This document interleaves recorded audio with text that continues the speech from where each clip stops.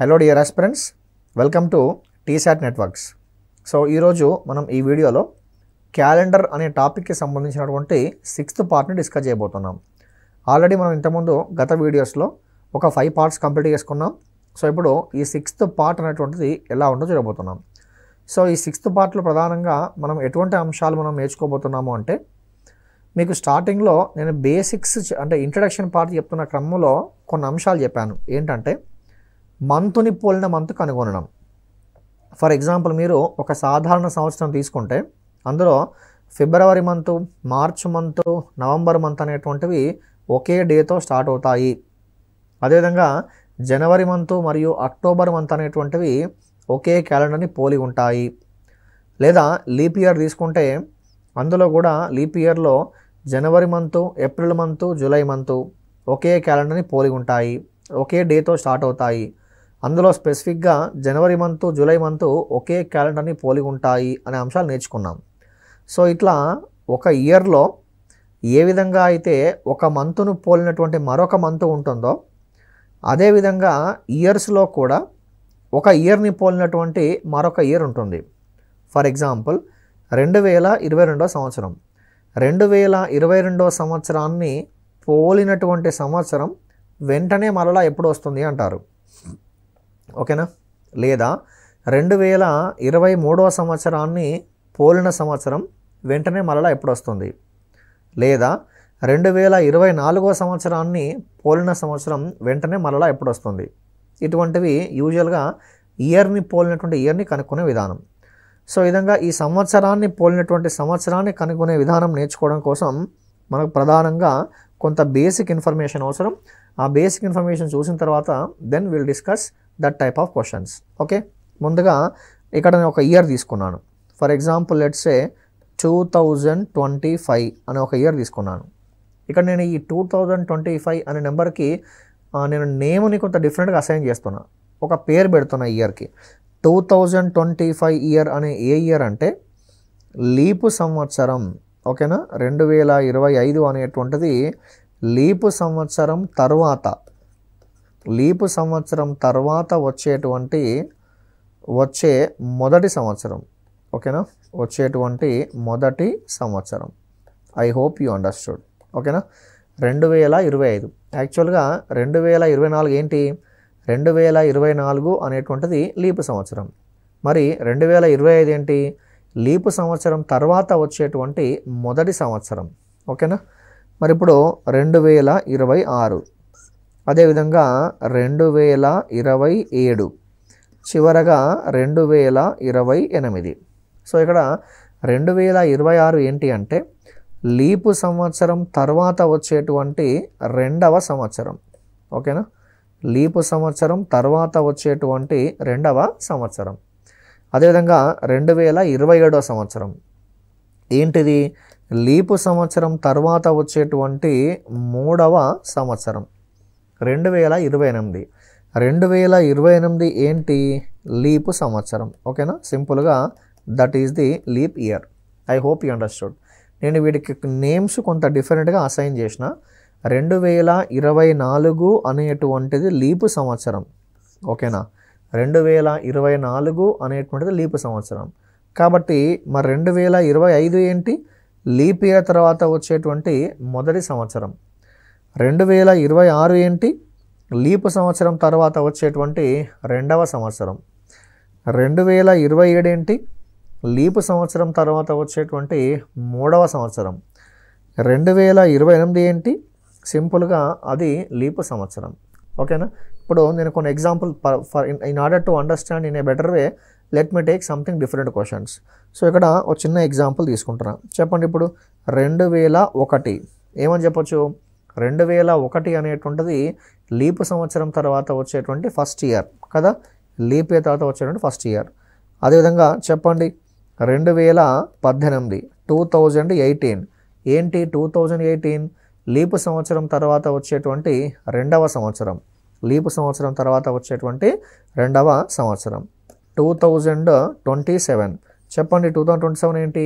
2027 అనేటువంటిది లీపు సంవత్సరం తర్వాత వచ్చేటువంటి మూడవ సంవత్సరం.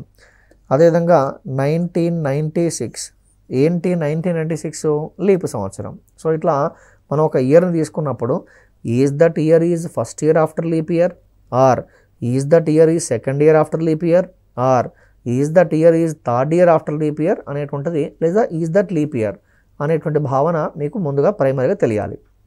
సో ఈ ఇన్ఫర్మేషన్ తెలిస్తే ఆ తర్వాత సంవత్సరాన్ని పోలినటువంటి మరో సంవత్సరాన్ని చాలా ఈజీగా సులువుగా కనుక్కోవచ్చు. ఓకే, సో ఇప్పుడు మరి ఈ ఇయర్ని పోలిన ఇయర్ కనుక్కునే విధానం నేర్చుకోవడానికి ఆ పాయింట్స్ ఏంటో చూద్దాం. ముందుగా గమనిక. ఫస్ట్ పాయింట్, క్వశ్చన్స్ చేసే కన్నా ముందుగా ఫస్ట్ పాయింట్ ఏంటా? ఫస్ట్ పాయింట్ అంటే లీపు సంవత్సరము తరువాతి సంవత్సరాన్ని పోలినటువంటి సంవత్సరం కనుగొనాలి అంటే దానికి సింపుల్గా ఏం చేయాలి అంటే +6 కలపాలి. ఓకేనా? I repeat once again, leap సంవత్సరము తరువాతి సంవత్సరాన్ని పోలినటువంటి సంవత్సరాన్ని కనుగొనుటకు దానికి +6 కలపాలి. రెండవ పాయింట్ ఏంటి అంటే లీపు సంవత్సరము తరువాతి రెండవ మరియు మూడవ సంవత్సరాలను పోలినటువంటి సంవత్సరాలను కనుగొనుటకి దానికి +11 కలపాలి. ఇంకా చివరగా లీపు సంవత్సరాన్ని పోలినటువంటి సంవత్సరాన్ని కనుగొనుటకు దానికి 28 కలపాలి. ఓకేనా? 6 అనే నెంబరు, 11 అనే నెంబరు, 28 అనే నెంబర్ని గుర్తుంచుకోండి. ఈ 6 ఏంటిది? లీపు సంవత్సరము తరువాత మొదటి సంవత్సరాన్ని, లీపు సంవత్సరము తరువాత మొదటి సంవత్సరాన్ని పోలినటువంటి సంవత్సరాన్ని కనుగొనుటకు, లీపు సంవత్సరము తరువాతి సంవత్సరాన్ని పోలినటువంటి మొదటి సంవత్సరాన్ని కనుగొనుటకు దానికి సింపుల్గా ఏం క్లబ్ చేస్తాం? +6 క్లబ్ చేస్తాం. అదేవిధంగా లీపు సంవత్సరము తర్వాత రెండవ మరియు మూడవ సంవత్సరాలను పోలినటువంటి సంవత్సరాలను కనుగొనుటకు దానికి +11 కలపాల్సి ఉంటుంది. చివరగా లీపు సంవత్సరాన్ని పోలినటువంటి సంవత్సరాన్ని కనుగొనుటకు దానికి +28 కలపాల్సి ఉంటుంది. ఓకేనా? +6, +11, +28. అయితే ఇక్కడ ఒక మంచి కాన్సెప్ట్. ఏంటా కాన్సెప్ట్ అంటే నేను మీకు ఒక సందర్భంలో చెప్పాను, ఏదో ఒక వీడియోలో సందర్భంలో చెప్పాను. ఏమని చెప్పానంటే లీపు సంవత్సరము అనేటువంటిది ఎప్పుడూ కూడా 4 ఇయర్స్కి ఒకసారి రాదు. కొన్ని సందర్భాలలో లీప్ ఇయర్ రావడానికి 4 ఇయర్స్ కన్నా ఎక్కువ టైం పడుతుందని చెప్పాను. ఓకేనా? దానికి సంబంధించినటువంటి ఒక ఎగ్జాంపుల్ని ఇప్పుడు మీకు ఇచ్చే ప్రయత్నం చేస్తాం. కానీ మనం యూజువల్గా ఏమనుకుంటాము అంటే లీప్ ఇయర్ అనేటువంటిది ఎప్పుడూ కూడా 4 ఇయర్స్కి ఒకసారి వస్తుంది అనుకుంటాం. కానీ అది రాంగ్. ఎందుకో చూద్దాం. ఒకసారి అబ్జర్వ్ చేయండి. I'm taking one beautiful example. ఏంటా ఎగ్జాంపుల్ అంటే లెట్స్ సే 1898. ఓకే, 1898 అనేటువంటిది, లేదా 6 నుండి స్టార్ట్ చేద్దాం. 1896 ఏంటి అంటే ఇది ఒక లీప్ సంవత్సరం కదా. 1896 ఈజ్ ది లీప్ ఇయర్. ఎలా చెప్పగలుగుతున్నాం లీప్ ఇయర్ అని అంటే చివరి 2 అంకెలు ఏమున్నాయి? 96 ఉన్నాయి. మరి ఈ 96 అనేటువంటి ఇయర్ నెంబరు 4తో డివైడ్ అవుతుందా? అవుతుంది. కాబట్టి మొత్తం మీద 1896 అనేటువంటి నాన్ సెంచరీ ఇయర్, శతాబ్ది సంవత్సరము కాని సంవత్సరం 4తో డివైడ్ అయింది. కాబట్టి 1896 ఏంటంటే లీప్ ఇయర్. మరి దీని తర్వాత దీనికి ఒక పేరు పెడదాం. ఏమని పెడదామంటే 1897. 1897 ఏంటి మరి? 1897 ఏంటి అంటే first year after leap year. ఓకేనా? First year after leap year. అదేవిధంగా 1898 ఇదేంటి? First year after leap year. Okay, first year after leap year. మరి ఇదేంటి? Second year after leap year. Okay, తర్వాత 1899 ఏంటి? Third year after leap year. ఓకేనా? Third year after leap year. అదేవిధంగా 1900. మరి 1900 ఏంటి? జాగ్రత్తగా అబ్జర్వ్ చేయండి, చాలా కేర్ఫుల్గా అబ్జర్వ్ చేయండి. 1900 ఏంటి? 1896 అనేటువంటిది అందరికీ తెలిసిందే, ఇది ఒక లీప్ ఇయర్, వెరీ క్లియర్. కాబట్టే this is first year after leap year, this is second year after leap year, this is third year after leap year, and what about this one? So is that leap year? Is that leap year? అది leap ఇయరా అంటే 100% leap year కాదు. ఎందుకు leap year కాదు? 1900 అనేటువంటి సంవత్సరము శతాబ్ది సంవత్సరం, century year. మరి ఈ శతాబ్ది సంవత్సరము లీప్ సంవత్సరం కావాలి అంటే 4తో డివైడ్ అవ్వాలా, 400తో డివైడ్ అవ్వాలా అంటే 400తో డివైడ్ అవ్వాలి. మరి ఇప్పుడు నేను 1900ని 4తో డివైడ్ చేస్తున్నా. 1900ని 4తో డివైడ్ చేస్తే విల్ ఇట్ బి డివిజబుల్? 1900ని 400తో డివైడ్ చేస్తున్నా. Will it be divisible by 400? No. That's why 1900 is not a leap year. మరి 1900 లీప్ ఇయర్ కాదు కాబట్టి 1901 ఇయర్ ఏంటి, 1902 ఇయర్ ఏంటి, 1903 ఇయర్ ఏంటి, 1904 ఇయర్ ఏంటి? Can you say 1901 is first year after leap year? No, because it's not a leap year. Can you say second year after leap year? Can you say third year after leap year? No. కాబట్టి ఇండైరెక్ట్గా మన 1904 ఏంటి, leap year. కాబట్టి 1896 తర్వాత మళ్ళీ leap year ఎప్పుడు వచ్చిందంటే 1904 తర్వాత వచ్చింది. అంటే 1896 తర్వాత నెక్స్ట్ లీప్ ఇయర్ రావడానికి 4 ఇయర్స్ పట్టిందా, 8 ఇయర్స్ పట్టిందా? 8 ఇయర్స్ పట్టింది. మరి మనం 1896 అనే ఇయర్ అప్పుడు ఉన్నామా? లేము. కాబట్టి మనము గమనిస్తున్నటువంటి గత కొన్ని సంవత్సరాలుగా అంటే 1900 తర్వాత అంటే ఆల్మోస్ట్ ఒక 100 సంవత్సరాల నుంచి కూడా లీప్ ఇయర్ ఎప్పుడు ఎలా వస్తుంది? 4 ఇయర్స్ ఒకసారి వస్తుంది. కాబట్టి మనం ఏమనుకుంటున్నామంటే లీప్ ఇయర్ ఎప్పుడు కూడా 4 ఇయర్స్కి ఒకసారి వస్తుంది అనుకుంటాం. కానీ లీప్ ఇయర్ ఎప్పుడు కూడా 4 ఇయర్స్కి ఒకసారి రాదు. కొన్ని సందర్భాలలో లీప్ ఇయర్ రావడానికి 4 ఇయర్స్ కన్నా ఎక్కువ టైం పడుతుంది.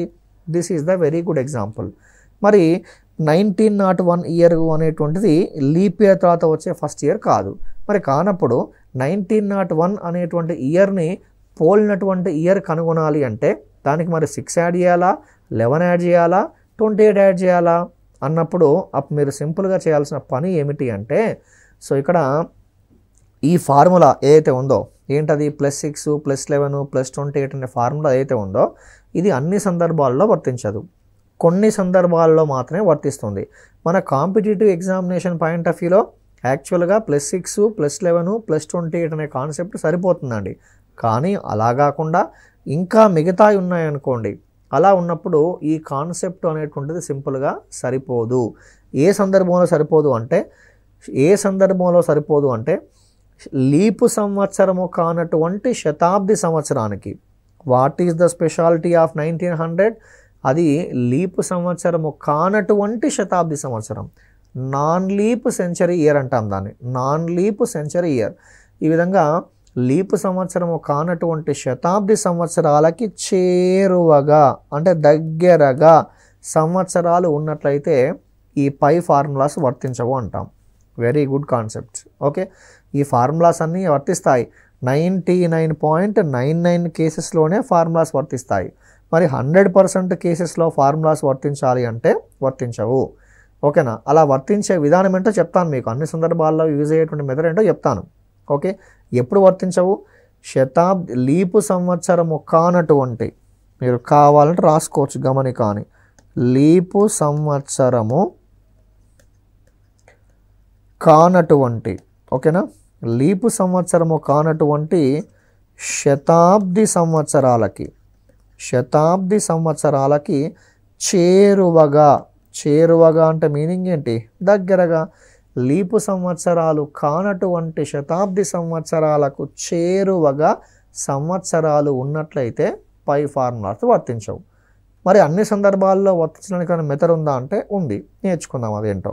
ఓకే, సో ముందుగా దీనికి సంబంధించినటువంటి క్వశ్చన్స్ అనేటువంటివి ఎలా ఉన్నాయో ఒకసారి చేసే ప్రయత్నం చేద్దాం. ఓకేనా?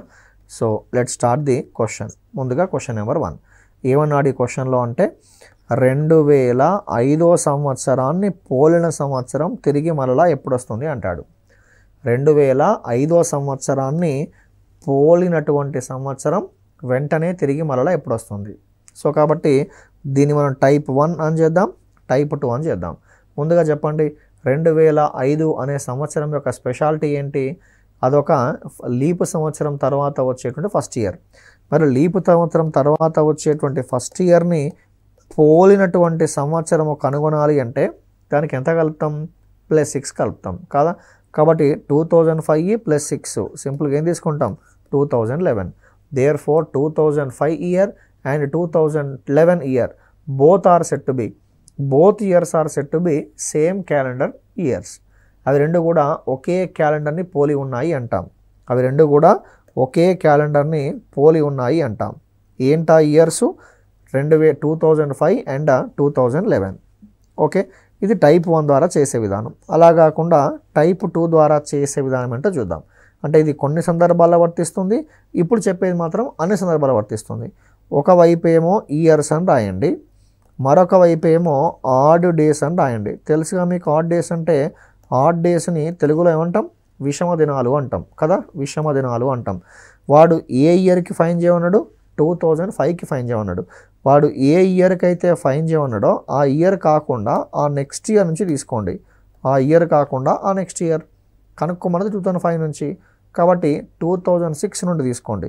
2006, 2007, 2008, 2009, 2010, 2011, 2012 అండ్ సో ఆన్. ర్యాండమ్గా ఇట్లా కొన్ని ఇయర్స్ తీసుకున్నాం. ఆడ్ డేస్ అదనపు రోజులు. వాడు ఇచ్చినటువంటి సంవత్సరం అనేటువంటిది సాధారణ సంవత్సరం అయితేనేమో ఒక ఆడ్ డే ఉంటుంది, అలా కాకుండా లీప్ సంవత్సరం అయితేనేమో 2 ఆడ్ డేస్ ఉంటాయి, అంతే కదా. సాధారణ సంవత్సరానికి అదనపు రోజులు ఒకటే. సో ఇక్కడ ఏమొస్తుంది అదనపు రోజులు ఒకటే కాబట్టి సింపుల్గా ఏం తీసుకుంటాం 2006. ఇక్కడ సింపుల్గా ఏం తీసుకుంటామండి అదనపు రోజులు 1 తీసుకుంటాం. మరి ఇక్కడ ఏం తీసుకుంటాం 1 తీసుకుంటాం. అదనపు రోజులు 1 ఇక్కడ మాత్రం ఏం తీసుకుంటాం 2 బికాజ్ లీప్ ఇయర్. 1 1 1 2 ఇలా ఎప్పటి వరకు చేసుకుంటూ వెళ్ళాలి అంటే అదనపు రోజుల మొత్తము అనేటువంటిది 7 యొక్క గుణిజం వచ్చేంత వరకు. You have to continue this procedure till you get the sum of the odd days as 7 multiple. అదనపు రోజుల మొత్తము అనేటువంటిది 7 యొక్క గుణిజం వచ్చేంత వరకు ఈ విధానాన్ని కొనసాగిస్తూ ఉంటాం. కాబట్టి చూడండి ఏం చేయాలిగా, అదనపు రోజుల యొక్క మొత్తం 1 + 1 + 2 + 1 + 1 4 6 + 1 ఎంత 7. అదనపు రోజుల యొక్క మొత్తం 7 వచ్చింది అంటే 7 మల్టిపుల్ వచ్చింది. 7 రావచ్చు, 7 వచ్చే అవకాశం లేకపోతే 14 రావచ్చు, 14 వచ్చే అవకాశం లేకపోతే 21 రావచ్చు, ఆ విధంగా. సో కాబట్టి మీరుగా ఈ 12,2ని you need not to consider. ఓకేనా, you need not to consider. అదనపు రోజుల యొక్క మొత్తం 7 యొక్క గుణిజం ఏ ఇయర్కి వచ్చింది 2011కి వచ్చింది. కాబట్టి సింపుల్గా 2005 year and 2011 year both are set to be same calendar years. I hope you understood. So ఇగో ఈ సెకండ్ టైప్ ద్వారా చేసే విధానం ఏదైతే ఉందో ఇది ఎనీ ఇయర్ కన్నా వర్తించవచ్చు. ఈవెన్ 1901, 1902, 1903, 1904 అలా ఏ ఇయర్ ఇచ్చినా సరే దాన్ని సింపుల్గా వర్తించుకుంటూ ముందుకెళ్తాం. వాడు ఏ ఇయర్ అయితే ఇచ్చాడో ఆ ఇయర్ కాకుండా మిగతా ఇయర్ నుంచి తీసుకొని ముందుకెళ్తాం. This is regarding same calendar year finding type 1 type 2. ఒకవేళ 2007 ఇచ్చాను అనుకోండి, 2007 టైప్ 2 ద్వారా చేయాలనుకుంటే 8, 9, 10, 11, 12 అండ్ సో ఆన్. అట్లా అదనపు రోజుల యొక్క మొత్తం ఎంత రావాలి. You have to continue this procedure till you get the sum of the odd days as 7 multiple. 7 గుణిజం వచ్చేంత వరకు కొనసాగిస్తూనే ఉండాలి. Right, now let me take some other questions regarding this. మరొక ఎగ్జాంపుల్ 1996 అండి. 1996ని పోలిన సంవత్సరం వెంటనే తిరిగి మరలా ఎప్పుడు వస్తుందో అంటాడు. 1996ని పోలిన సంవత్సరం వెంటనే తిరిగి మరలా ఎప్పుడు వస్తుంది చెప్పండి. ఇక 1996 స్పెషాలిటీ ఏంటి, 1996 అనేటువంటిది లీప్ ఇయర్. మరి ఒక లీప్ ఇయర్ని పోలినటువంటి ఇయర్ ఏంటో రావాలి అంటే దానికి ఎంత యాడ్ చేస్తాం 28ని యాడ్ చేస్తాం. అలా యాడ్ చేస్తే 1996 + 8 అంటే 2004. 2004 + 20 అంటే 2024. Now what you can say 1996 calendar and 2024 calendar రెండు ఎలా ఉంటాయి, ఒకే క్యాలెండర్ని పోలి ఉంటాయి. మళ్ళీ ఇంకో విషయం ఏంటంటే ఒక క్యాలెండర్ని పోలిన సంవత్సరం, క్యాలెండర్ని పోలినటువంటి క్యాలెండర్ని కనుగొనండి అన్నప్పుడు లీప్ ఇయర్ని పోలిన ఇయరే లీప్ ఇయర్కి వస్తుంది, అదే నాన్ లీప్ ఇయర్ని పోలిన ఇయరే నాన్ లీప్ ఇయర్కి వస్తుంది. ఫర్ ఎగ్జాంపుల్ కొన్ని సందర్భాలలో లీప్ ఇయర్కి అదనపు రోజుల యొక్క మొత్తం క్లబ్ చేసినప్పుడు నాన్ లీప్ ఇయర్ వస్తే తీసుకోవద్దు, ఎందుకంటే ఇది లీప్ ఇయర్ అది నాన్ లీప్ ఇయర్, మరి రెండు ఒకే క్యాలెండర్ పోలి ఉంటాయా, పోలి ఉండవు. 7 గుణిజం వచ్చినప్పటికీ 7 గుణిజం రావాలి. లీప్ ఇయర్ అయితే లీప్ ఇయర్ ఉండాలి, నాన్ లీప్ ఇయర్ అయితే నాన్ లీప్ ఇయర్ ఉండాలి. I hope you understood. ఓకేనా, ఇది దానికి సంబంధించి. Let me take one more example for this. So let's say 2020 అని తీసుకున్నాను. 2020 ఏంటి? Leap year. మరి ఈ లీప్ ఇయర్ని పోలిన ఇయర్ ఎంతో రావాలి అంటే 2020కి ఏం యాడ్ చేస్తాం? 2020 + 28. మీ ఆన్సర్ ఏంటిది? 2048 is the answer for this question. ఓకేనా, 2048 is the answer for this question. అలా కాకుండా నెక్స్ట్ వన్ చూడండి. లెట్స్ సే ఫర్ ఎగ్జాంపుల్ 2022 అనేటువంటిది ఏంటి? లీప్ ఇయర్ తర్వాత వచ్చేటువంటి 2వ సంవత్సరం కదా. 2020 అనేటువంటిది leap year. 21 first year after leap year, 22 second year after leap year. మరి దీన్ని పోలిన ఇయర్ ఏంటో కనుగొనాలి అంటే దానికి ప్లస్ ఏం యాడ్ చేస్తాం? 2022 + 11 యాడ్ చేస్తాం. 2022 + 11 ఏంటి మీ ఆన్సర్? 2033. దేర్ఫోర్ 2022వ సంవత్సరం మరియు 2033వ సంవత్సరం ఒకే క్యాలెండర్ని పోలి ఉన్నాయి అంటాం. ఒకే క్యాలెండర్ని పోలి ఉన్నాయి అని చెప్పి తీసుకోవడం జరుగుతుంది. So I hope you understood this beautiful concept called same calendar year. అన్ని సందర్భాలలో వర్తించాలి అంటే మీరు చేయాల్సింది ఇగో ఈ టైప్ 2. ఓకేనా, టైప్ 2 చేసేటప్పుడు ఏ ఇయర్ అయితే అడిగాడో ఆ ఇయర్ కాకుండా నెక్స్ట్ ఇయర్ తీసుకోవాలి. ఆడ్ డేస్ ఫైన్ చేయాలి. అదనపు రోజుల యొక్క మొత్తం అనేటువంటిది 7 మల్టిపుల్స్ రావాలి, 7 గుణిజాలు రావాలి. ఒకవేళ 7 గుణిజం వచ్చినప్పటికీ లీప్ ఇయర్ అయితే లీప్ ఇయరే ఉండాలి, నాన్ లీప్ ఇయర్ అయితే నాన్ లీప్ ఇయరే ఉండాలి. అలా ఉన్నప్పుడు దాన్ని మనం సింపుల్గా ఆన్సర్గా భావిస్తాం. ఓకే, సో ఇది దీనికి సంబంధించి. Now let me take one more type. ఇదే దాంట్లో క్యాలెండర్లో మరొక టైప్ చేయబోతున్నాం. Next type of questions. Okay, మనం ఇంతకుముందు స్టార్టింగ్లో type 1, type 2, type 3, type 4, type 5 అని చెప్పి చేసుకుంటూ వెళ్తున్నాం. So next type of questions from this calendar. Okay, so ఈ నెక్స్ట్ టైప్ ఆఫ్ క్వశ్చన్స్ ఏంటి అంటే నార్మల్గా ఇట్లా జస్ట్ లాజికల్గా వితౌట్ ఎనీ కోడ్స్ అనేటువంటి కాన్సెప్ట్ ఏం లేకుండా సింపుల్గా చేసుకుంటూ వెళ్తాం. Let's say here is the question. నిన్నటికి 3 రోజుల ముందు, నిన్నటికి 3 రోజుల ముందు శనివారం. నిన్నటికి 3 రోజుల ముందు శనివారం అయితే రేపటికి 4వ రోజు ఏ వారం? 4వ రోజు, రేపటికి 4వ రోజు ఏ వారం? జస్ట్ బేసికల్ క్వశ్చన్. జస్ట్ మన దానికి స్పెసిఫిక్గా కోడ్స్ అంటూ ఏముండవు, ఫార్ములాస్ అంటూ ఏముండవు, నార్మల్గా చేసుకుంటూ ముందుకెళ్ళడమే. నిన్నటికి 2 రోజుల ముందు శనివారం అట, రేపటికి 4వ రోజు ఏ వారం? 4వ రోజు ఏ వారము అంటే వేరు, 4 రోజుల తరువాత ఏ వారము అంటే వేరు. ఓకేనా, ఇలాంటప్పుడు ఏం చేయాలంటే మీరు ఎక్కడో చోట నేడు అని తీసుకోండి. ఇది టుడే. ఓకేనా, ఎక్కడో చోట మీరు నేడు అని తీసుకోండి, అది ఫ్రమ్ దిస్ డే, టుడే. ఓకేనా, రైట్. తర్వాత నిన్నటికి 3 రోజుల ముందు అన్నాడు. ఇది నిన్నటికి 1వ రోజు, 2వ రోజు, 3వ రోజు. ఇది నిన్నటికి 3వ రోజు.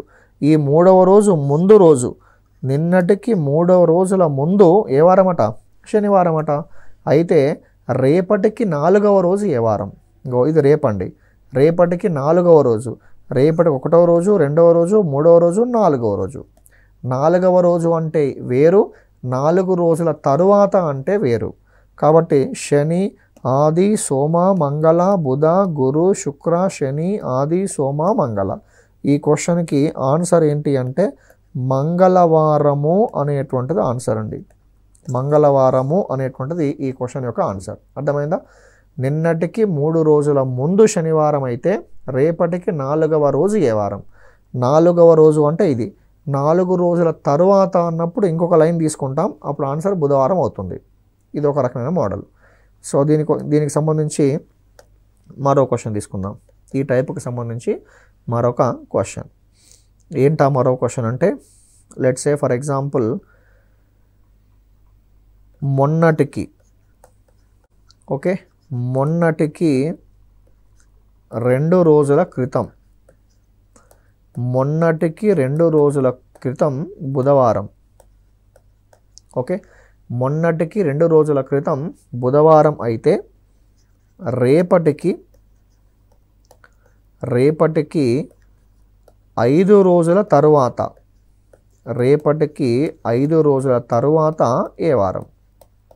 రేపటికి 5 రోజుల తరువాత ఏ వారం? ఈ క్వశ్చన్లో ఏ పదం ఉంది? తరువాత అనే పదం ఉంది. ఓకేనా?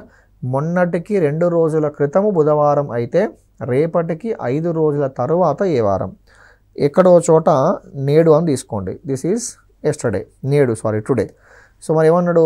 మొన్నటికి 2 రోజుల క్రితము అన్నాడు. నిన్న, మొన్న, మొన్నటికి 1 రోజు క్రితం, మొన్నటికి 2 రోజుల క్రితం. క్రితం అన్నప్పుడు ఆ ముందు రోజు. నేడు, నిన్న, మొన్న, మొన్నటికి ఫస్ట్ డే బ్యాక్, మొన్నటికి సెకండ్ డే ఆ ముందు రోజు. ఓకేనా? మొన్నటికి 2 రోజుల క్రితము అన్నప్పుడు ఇంకో ఇది బుధవారం, ఇది బుధవారం అయితే రేపటికి 5వ రోజు ఏ వారం? ఇది రేపు. 1వ రోజు, 2వ రోజు, 3వ రోజు, 4వ రోజు, 5వ రోజు. 5 రోజుల తర్వాత రోజు అన్నాడు కాబట్టి 1 మోర్ డే. ఏమొస్తుంది? బుధవారం కాబట్టి గురు, శుక్ర, శని, ఆది, సోమ, మంగళ, బుధ, గురు, శుక్ర, శని, ఆది, సోమ. Therefore the answer for the given question is ఏమని తీసుకుంటాం? సోమవారము అని తీసుకుంటాం. ఓకేనా? సోమవారం అని చెప్పి తీసుకుంటాం. ఇది దానికి సంబంధించి. సో ఇది క్యాలెండర్లో మనకు ఉన్నటువంటి మరొక బ్యూటిఫుల్ కాన్సెప్ట్. ఓకేనా? సో దీనిపైన గతంలో లీస్ట్గా అడిగారు క్వశ్చన్స్. సో కాబట్టి అది జనరల్గా కోడ్స్ అనే కాన్సెప్ట్ ఏం లేకుండా నార్మల్గా లాజికల్ వేలో థింక్ చేస్తూ ఆన్సర్ చెప్పేయచ్చు. తర్వాత అంటే ఒకటే ఎక్స్ట్రా కలపండి, క్రితము అన్నప్పుడు ఇంకోటే ముందు తీసుకోండి. That's all. ఓకేనా? సో ఇక ఈ క్యాలెండర్లో చిట్ట చివరి మోడల్ అండి. ఈ క్యాలెండర్లో చిట్ట చివరి మోడల్, లాస్ట్ మోడల్. కొన్ని సందర్భాలలో ఎట్లా ఉంటుంది అంటే ఒక ఇన్ఫర్మేషన్ ఇస్తాడు బర్త్డేకి సంబంధించి లేదా ఇతరత్ర అంశాలు. ఫర్ ఎగ్జాంపుల్ ఒక వ్యక్తి యొక్క బర్త్డేని 2 లేదా అంతకన్నా ఎక్కువ మంది వ్యక్తులు వేరుగా గుర్తుంచుకుంటారు. అంటే మీనింగ్ ఏంటి? ఫర్ ఎగ్జాంపుల్ ఏ యొక్క బర్త్డేని బి ఈ డేట్ నుంచి ఈ డేట్ మధ్యలో ఉంటుందని గుర్తుంచుకుంటాడు. లేదా ఏ యొక్క బర్త్డేని సి అనే వ్యక్తి ఒక పర్టికులర్ డేట్స్లో ఉంటుందని గుర్తుపెట్టుకుంటాడు. ఇలా ఉన్నప్పుడు ఆ వ్యక్తి యొక్క యాక్చువల్ బర్త్డే అనేటువంటిది ఏ రోజున అయి ఉంటుంది అంటాడు. ఓకే? సో ఇటువంటి సందర్భాలలో కామన్గా ఉన్నటువంటి ఆ అందరూ కూడా కరెక్టే అంటాడు. మళ్ళీ అందరి వ్యక్తుల యొక్క గుర్తింపు కరెక్టే అంటాడు. అలా అన్నప్పుడు మరి కామన్గా ఆ వ్యక్తి యొక్క బర్త్డే ఎప్పుడు అన్నప్పుడు ఇచ్చినటువంటి 2 లేదా 3కి సంబంధించిన ఆ డేటాలో కామన్గా వచ్చే డేట్నే మనం ఆన్సర్గా గుర్తిస్తాం. కామన్గా వచ్చే డేట్నే సింపుల్గా మనం ఆన్సర్గా గుర్తిస్తాం. మీకు అర్థం కావడం కోసం ఒక చిన్న ఎగ్జాంపుల్ తీసుకుంటున్నా. ఫర్ ఎగ్జాంపుల్ రోహిత్ అనే ఒక పర్సన్ ఉన్నాడు.